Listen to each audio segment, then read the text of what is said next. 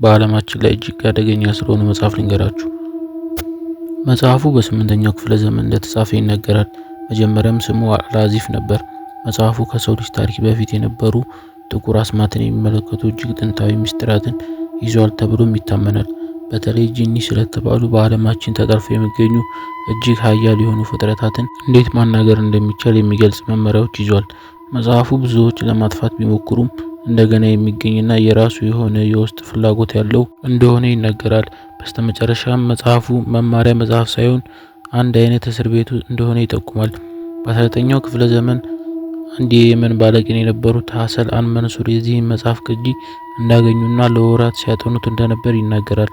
አንድ ምሽት በመጽሐፍ ውስጥ ያለውን ስርዓት ካከናወኑ በኋላ የነበሩ ምስክሮች እንግዳ የሆነ ቋንቋ ሲንሾካሾኩ እንደሰሙ ይገልጻሉ።